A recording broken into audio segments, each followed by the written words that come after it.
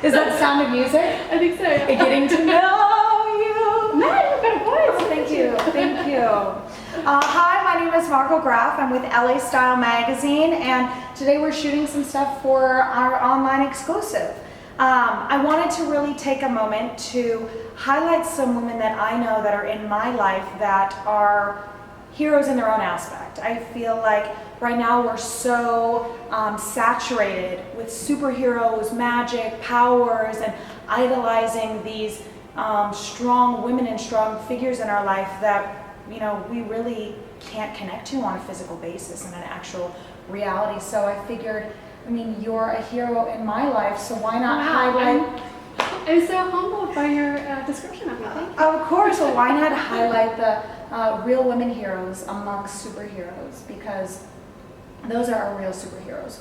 Women who are empowering other women in real life, in real time, without magic, without special, you know, magical weapons from the sky or from the gods, but, you know, using our hands, our real bodies, and being real heroes in real life. So this is Kim Laird. Did I screw that up again? Say it again. Laird. Kim Laird. Laird. Kim Laird, Tactical Black. Yes. And she is co-owns a tactical company, and there are not many women tactical owned companies. There aren't. When I first started, there were very few. I could count on one hand how many women were actually in my field of work. Now there's many more, which I'm really happy to see, because it was very difficult back 10 years ago when I first started doing this, just because it's a very male-dominated field. So, you know, it helps when there's women doing it because it opens up the field for other women, and gives other women the opportunity to see it as a possibility. Exactly, but not to mistake that she's the soft one or the easy one. She is the tough one. She's the bad cop out of her dual partnership. Yes, we have good cop, bad cop, and I'm the tough cop. And that's great, I think. So why did you and your partner, Yes. Business partner, decide to start a firearm company? What's your background in firearms and weapon training? Let's start from the basics. Tell me all about it. Okay, well, I am a fourth generation military. I served in the British military. My background was in carbine and long arms, but when I came to the United States, I was introduced to handguns, and the handgun culture over here is much more prevalent. It permeates your culture, it permeates your society, because it's in everything. It's in movies, it's in gaming, it's in every aspect. And the sport aspect of shooting here in the United States is quite big. Yeah. So I was first introduced to my shooting partner. His background is in competition shooting. And when we met, it's unusual because to have a shooting partner is something that not every shooter has, but once you find a shooting partner, it's a very special relationship. It's a very special bond. It's because the level of trust that's required is really, really high. Is it kind of like your cop partner, like your shooting partner who you go to the Almost, range with? yes. Or like, what is a shooting partner necessarily? It's somebody that has your back, because especially with what we do, I mean, not to make it sound really dangerous, but it is listed, you know, as one of the most dangerous jobs in the world. It's in probably the top 10. So it's a really dangerous job because, you know, if you think Owning about a firearm company? Teaching people how to shoot firearms who have no experience how to shoot firearms, it's quite dangerous. You know, you're putting a gun in somebody's hand and asking them, you know, to be responsible, and they don't necessarily have any experience with it. It can be quite dangerous. And I mean, your company has had 0 casualties in 10 years. Yes, in 10 years we have a 0 incident track record. We're very, very safe. We actually have a really high instructor to student ratio. So we have 1 instructor to every 3 students, which most companies have a little bit more student to instructor ratio. But we like to keep it small. A lot of people have asked us why we haven't expanded or grown our company more over the years, and it's because we value safety over the dollar. Yeah, I mean, you get to have, I've been to the live range probably 3-4 times now. I've done a couple dry trainings, and I got into firearms. I mean, my story, you know my story. Yes. I escaped from men they jumped me and tried to kidnap me for human trafficking, and I got away, and I've dealt with that trauma for about 7 years now. And I was also in a mugging instance where in Chicago, when I lived in Chicago, I had a guns held up to me, and So you don't realize, I mean, us as women, I talk about this, and I've said this to you, and you agree, I mean, we wait for something to happen to us, and we sit in our comfortability of thinking that no trauma is going to happen to us, I'm going to be safe, I'm always going to be aware. Well, you know, I was walking my dog the other night, and I was just heavily texting on my phone, and some guy came up and was less than an arm's distance length away from me, whispering in my ear. Oh my gosh. Yeah. And so it's like you don't think about it, but training in all circumstances of, you know, I don't want to say trauma, but what is it? You know, prevention is the best deterrent. And, you know, as you said, you know, having an experience with a firearm in a negative, impactful way happens more often than people realize. Most people are under the assumption that they're never going to come into contact with a firearm. And the truth is that most people will. And you may not think that it may happen, but you know, if you put it over the span of your whole lifetime, you know, living in a country where people own guns, where guns are legal, where, you know, there's a lot of crime with guns, there's a lot of, you know, and especially in your industry where there's guns on set, you know, you're going to come into contact with it. So, you know, it just makes sense to train with it. It can be a little bit frustrating because there's no sort of set structure in the United States as far as, like, you know, when you learn to drive a car and you get your driver's license, you know, you have to go take a test, you have to read a booklet, you have to take an exam, you have to take an actual physical examination where you get in the car and you have to drive it. There's no such equivalent in the shooting world. You can, you know, fill out a safety card, which is, you know, a quiz that you know, can do in 30 minutes. And, you know, you actually can fail it a couple of times, and as long as you pass on your third try, you're good to go and you can buy a gun. And sometimes people, I mean, it's just even, picking up a gun, not knowing it's loaded, not knowing how to check if it's loaded. Say there's a fight and a gun gets on, you know, the floor, and then you have to pick it up and try and use it to protect it. If you have no idea what to do, your fear will lock you up. Exactly. And you're gonna freeze. Yeah, one of the biggest aspects of our job is demystifying the firearm. Because for a lot of people, you know, you know, they see in movies like guns go off when they hit the ground, or, you know, like bullets can curve, or, you know, ricocheting things, and it's like, okay, actually understanding what the dynamics are, how bullets actually physically work, and what they can actually do, the level of damage that they can inflict, and how and where they can do that is really, really important, because a lot of people are under a lot of misconceptions because of movie, because of gaming, because, you know, and you're talking about young kids. My partner's cousin, you know, has a young son. He's like 6 or 7 years old, and he's playing like Grand Theft Auto, and he's very casually going, oh, you know, you can pull out a gun and you can shoot this and you could do that, and then it becomes kind of set in you know, within their psyche that these are very easy things to handle. It's like a fantasy. They fantasize and romanticize weapons. And, you know, the reality is that, you know, safety in firearms is something that isn't prevalent enough.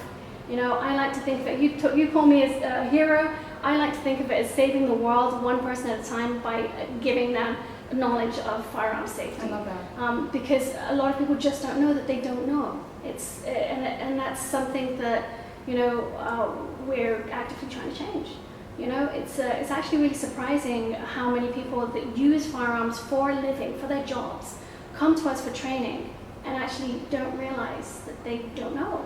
You know, and these are people that use guns for their jobs. They're, you know, law enforcement, military, private military, security officers, you know, like all manner of people that use guns in their everyday trade. Yeah. And, you know, they get basic training and figure, I know everything that I need to know. Yeah. You know, and there's a difference between pointing a gun and shooting a gun and actually understanding it as a tool and being able to use it as a tool. And, you know, and that's the difference. I think, you know, we're trying to change mentality and respect for the firearm. You know, firearms etiquette has kind of gone a little bit out of the window because of gaming and movies, because we see it as a fun, you know, accessory instead of a tool. Yeah. You know, and we don't respect it the same way. So, you know, that's something we're trying to actively, you know, encourage people to Talk to me about the women that you train, the women that come to Tactical Black. Talk to me about what it's like being a female instructor. And It's, you know, I feel very privileged in my position because when a lot of times the contact that I have with people is when they're at their most fearful and they are overcoming fear, you know, so it's a very empowering position to be in. Yeah. And it's very humbling experience to be with somebody when they're going through that empowering experience. And we get women, a lot of times, unfortunately, as you've said, a lot of women won't seek out training until they've actually had a negative experience where they've either been assaulted or attacked, and then they come for training. And you know, we're actively trying to get people to come up and train before they have those experiences so that they can be prepared. But you know, there's a lot of women that over the years that have come to me in that capacity, and you know, for me it's really I'm privileged to be in that position where I can take them from being afraid and you know, crying on my range to how do you do how do you do that? How do you walk someone through, like, okay, I've been practicing with I've been doing dry training, which is without any bullets.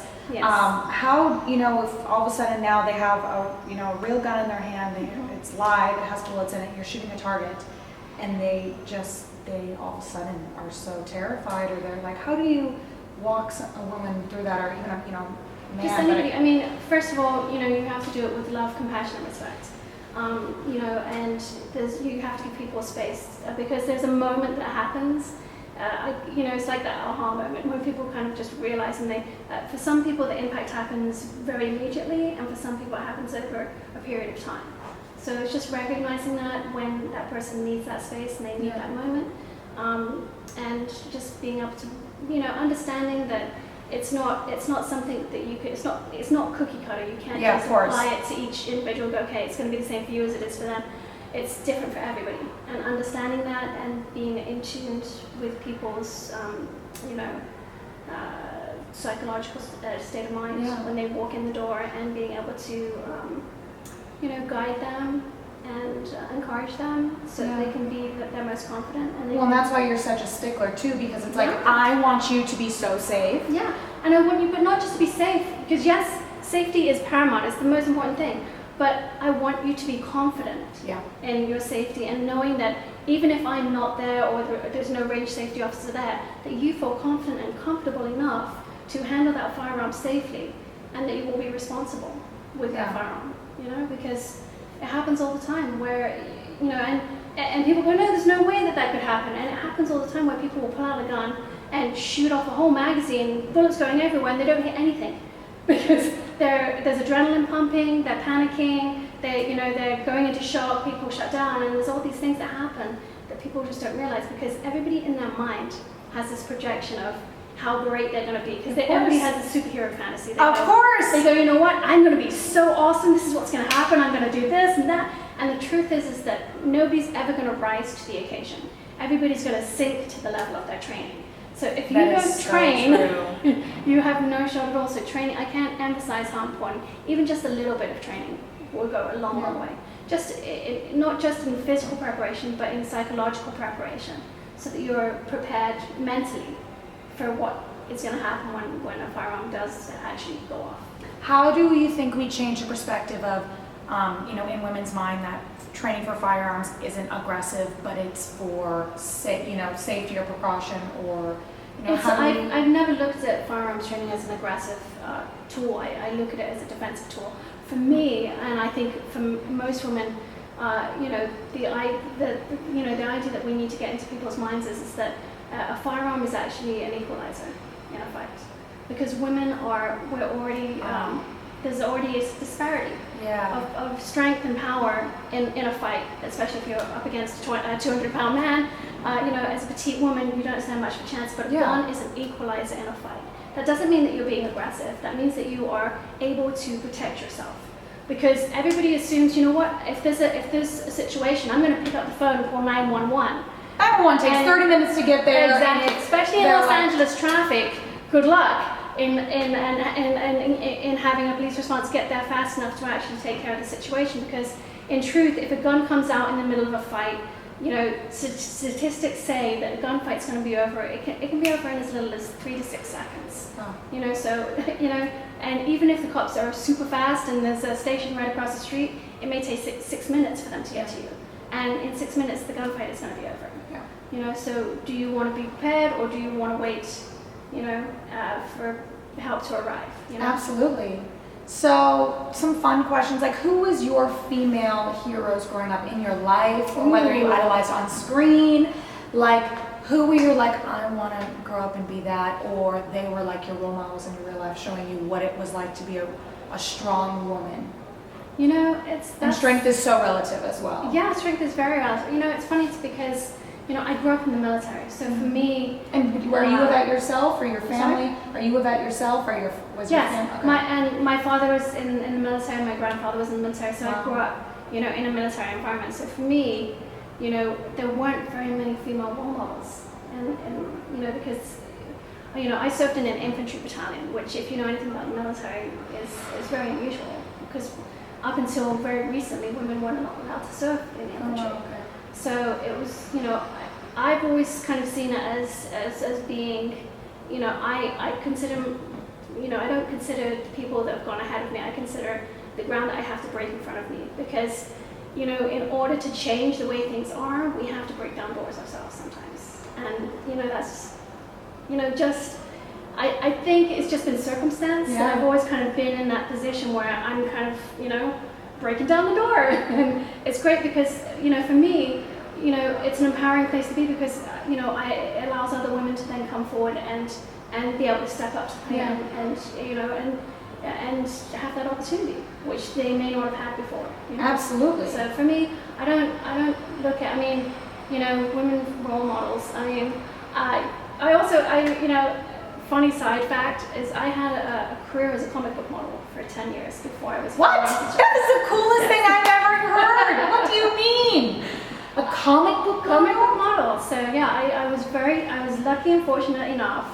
My new dream career. I know, right? I didn't even know it was a career. I didn't know it was a career idea right now. that it was actually an option until a friend of mine who was an actress had some fantasy artwork on a table that she was signing autographs, and I said, "Whoa, what is that?" And she said, "Oh, this is, fantasy artwork. There's a huge market, in the comic book industry. They use a lot of models and stuff." And I was like, "Well, I'm too short to be a model." And she went, "Oh, it doesn't matter in the comic book world. It doesn't matter what height you are, because they'll just draw you to whatever height they want you." And I was like, "Oh, I never thought about that." And she said, "Oh, let me put you in touch with an artist friend of mine." She put me in touch. He liked my look. He flew me out to Los Angeles, because I was living in New York at the time. He flew me out to LA. I worked with him for 7 days, and it was great. It was an awesome experience. And then when I went home 2 weeks later, he called me up and he was like, "Hey, I finished the first painting. I want to show it to you. And oh, by the way, we're putting it in the Heavy Metal magazine. Are you okay with that?" And I was like, "Yeah." Weeks later, cool. they contacted me again and said, "Hey, the image was so popular. We want to do another print." So they used me again, and then suddenly that image ended up in Femme Fatale magazine, Heavy Metal magazine. Then it was in on stamps in Scandinavia, and I need to people were sending show this pictures picture of, on this video. People were showing me pictures of tattoos of this artwork on them, and I was like, "That's so weird." And it was also an amazing experience. Somebody wrapped their motorcycle with it, and it was on a bass guitar. People were sending me pictures of this artwork, and I was like, "That's awesome." Amazing. And then I kind of lucked out, I guess, because that artist then said to me, it was such a great experience working with you. I'd like to put you in touch with some other artist friends of mine. And next thing I know, I was, working with some of the best artists in the industry. I've had the luck and privilege and honor to work with some of the finest artists in the industry. Wow.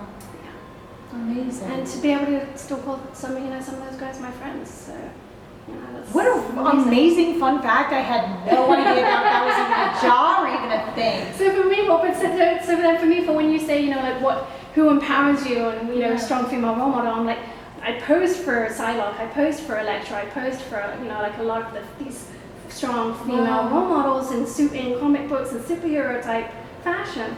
And so I guess it's never something that I looked up to necessarily as much as, I was. How to embody it yourself. Yes, so I was really kind of, I was more in that mind frame. How did you embody that yourself? Was there anything specific, like going into these shoots? Well, for me it was interesting because I never sort of thought of myself as that. I had a background in martial arts. I studied Shotokan karate and Fumoria ninjutsu, and I obviously had some weapons training. So I didn't kind of realize that it was this great combo because these artists were like, oh, so you can hold a gun and you can hold a sword and you can do a roundhouse kick and just hold that pose for me. And and I was like, oh, well, that is that easy. It was just really, really fun. I got to pose for a couple of characters in the Star Wars Expanded Universe, which was an awesome privilege. I've been in Star Wars Inside a Magazine. I'm on in some of the Star Wars Heritage Trading Card set. I literally had no idea how cool you were. Like nerd fandom, so cool. So wow. In actual fact, here's a little bit of nerd trivia for you. I've actually been invited as a guest to San Diego Comic-Con for the last 15 years. Really? Yeah, I sign autographs up in the autograph area upstairs, and I just sign like pictures of like the artwork and stuff that I've done. That is so okay. Well, next year I'll see you at Comic-Con. So for a few fun questions, if you weren't doing what you do now for a living, what would you do? Oh my God, that's a really great question. You know what I would do? What? I would totally I would be doing fashion for dogs because I totally want to make clothes for my puppy. Every time I take her out, she's absolutely super adorably cute, and every time we take her out, she wears like little goggles when she's in the car. Yeah, you said when her head is sticking out the window, she actually wears like goggles. Yeah, and people like take pictures. She's probably more famous than I am, dude, because she's like always getting her picture taken when we're in traffic. It's super cute. That's amazing. And so I have made a couple of little clothes for her because she's like an odd size. I think like the legs are always too long on her and stuff. So what kind of dog is she? She's a poodle papillon mix. Oh, amazing. Yeah, she's beautiful. She comes to the range all the time. Yeah, she's she does. great. She's been coming to the range since she was 8 weeks old, so she's totally like used to it. Amazing. Yeah. What does a perfect day look like for you? For me, Yeah. perfect day is going to the range, everybody being safe, a few margaritas at the end of the day, and Right? couldn't ask for more, dude. You always like to end it at Max's with a few Yes, margaritas, we always some end burritos, it with some margaritas, tacos. some tacos. Mhm. Because you gotta have balance it out. You do. You do. You gotta cheers it with some margaritas at the end because it can be emotionally like you're on so much. So well, it's a very, as I told you earlier, it's very mentally fatiguing. Yeah, that's and really it's a mentally fatiguing experience. And people are like, I've had people come up to the range to take that class, and then they're going, oh, I have to go to work, and I'm working with heavy machinery and stuff. And I'm like, you shouldn't do that. After a day at the range, you should just go home and take a bath, like take totally some Epsom salts, relax. Seriously, like, decompress because it's a lot to process. Yeah. And it's not only a physical experience, but it's an emotional experience. So, Last and final question. Yes, what ma'am. would be some advice you would give to your younger self? To my younger self, don't care what people think. Yes. All those internet trolls. All of that. Just I think when you're young, a lot of times you lack confidence in yourself because there's always people around you telling you what you should and shouldn't do. So it's easy to be influenced by that. And I think it's really important to go with your gut, follow your heart, and believe in yourself. Because nobody else can believe in you until you believe in yourself. Amazing. Yeah. That's great. Well, thank you so much. Thank you. I appreciate you.